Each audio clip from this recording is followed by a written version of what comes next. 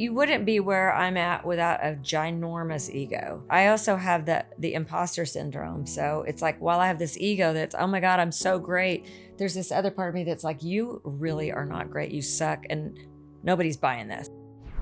In the documentary, when you talked about the leaving Las Vegas guy, this is a guy that wrote a book, then you titled the song after, and he didn't give him credit. And I will say this, you didn't give him credit on Jay Leno or was David Letterman or something, and then the guy wound up killing himself.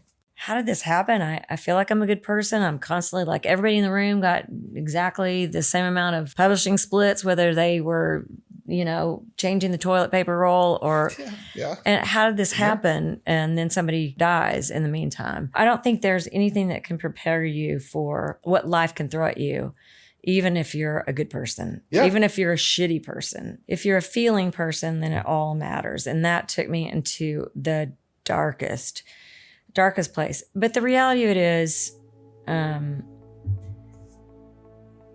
somebody doesn't kill themselves because of one thing, but I made it mine. As a parent, and I know, because we go through the things, I don't feel guilt, but it takes work to not feel guilt. Yeah. I know that we did a lot, and I know that we loved him and as much as we could have. And I know that he knew he was loved, and he would tell us, this is not your fault. I had a great childhood. You guys are great parents. This is not your fault.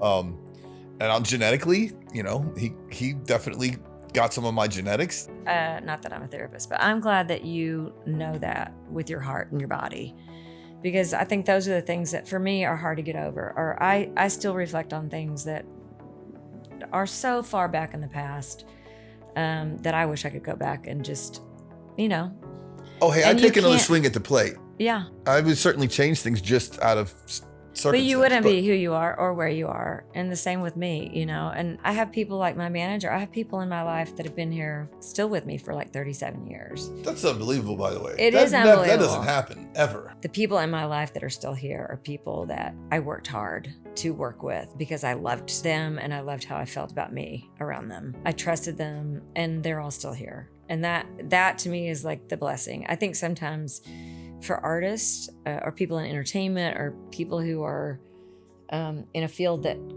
accrues a lot of money, there's always this feeling of like, I don't trust that person, or what are they after? And that was never me. For me, it was always family, building a family. It says a lot about both of you that you and your manager have been together. I mean, it really does say a lot, because he's put up with a lot. Yeah, and so have you, I'm sure. But the ego comes in. I don't know. I mean, which one of you is codependent? It's probably me. But even when we had managers, I would be, they're not.